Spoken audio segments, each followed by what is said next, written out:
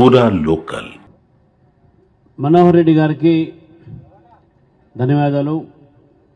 ఈ సభలో మిత్రుడు బూరా నరసగౌడ్ గారు, సైద్ రెడ్డి గారు, మరి మా ఎమ్మెల్సీ అంజిరెడ్డి గారు, రాష్ట్ర ప్రధాన కార్యదర్శి కాసం వెంకటేశ్వర గారు, జిల్లా అధ్యక్షుడు అశోక్ గౌడ్ గారు, మరి అనేక మంది చౌటుప్పల్లో ఇక్కడ విచ్చేసినటువంటి నాయకులకు, కార్యకర్తలకు, పత్రికా విలేకరులకు పేరు పేరున నమస్కరిస్తూ, నా మొట్టమొదటి ఒక పర్యటన నేను పుట్టిన జిల్లా ఉమ్మడి జిల్లా నల్గొండలో కార్యక్రమం చేయాలని చెప్పేసి కూడా నేను పార్టీ నాయకులతో కోరితే వారు తప్పకుండా మీరు మీ జిల్లా వాసులు కాబట్టి ఈ జిల్లాకు మీరు న్యాయం చేయాలి కాబట్టి ఈ జిల్లాలో భారతీయ జనతా పార్టీ బలోపేతం కావాలి కాబట్టి మీరు పర్యటన నల్గొండ నుంచి మొదలుపెట్టని చెప్పేసి పార్టీ నాకు అనుమతించింది.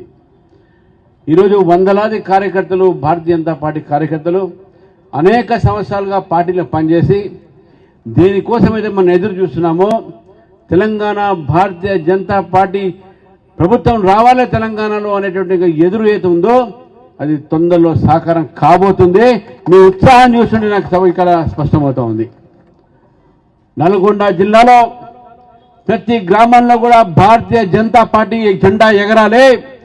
భారతీయ జనతా పార్టీ ప్రతి ఎన్నికల్లో ఇదే మనోహర్ రెడ్డి గారు చెప్పినట్టు నల్గొండ జిల్లాలో అన్ని గెలవాలి అనేటువంటి సంకల్పంతో కార్యకర్తలు పనిచేయాలని చెప్పేసి ఈ సందర్భంగా కోరుతా ఉన్నాను.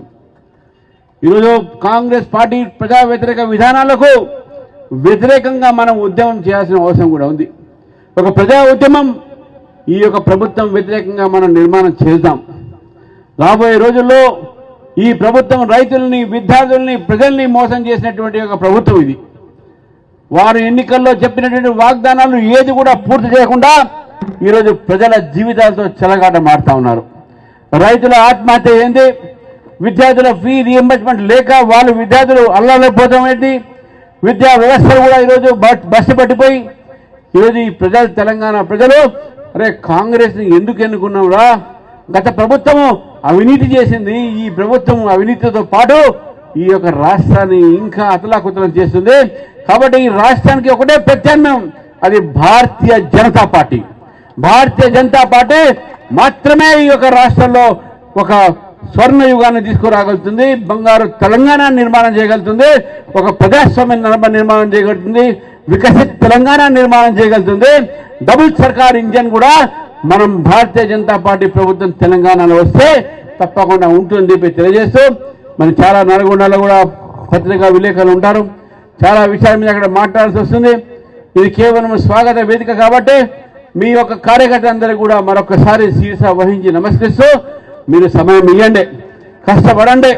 రాబోయే రోజులు మనవి, రాబోయే రోజులు భారతీయ జనతా పార్టీని కలిసి మెలిసి పనిచేస్తూ భారతీయ జనతా పార్టీని రాష్ట్రంలో అధికారులు తీసుకురావాలి, తీసుకువస్తామని చెప్పి సంకల్పంతో అందరం కూడా పోవాలని చెప్పేసి ఇక్కడి నుంచి నేను మరొకసారి అందరికీ ధన్యవాదాలు చెప్తున్నా. భారత్ మాతాకి జై.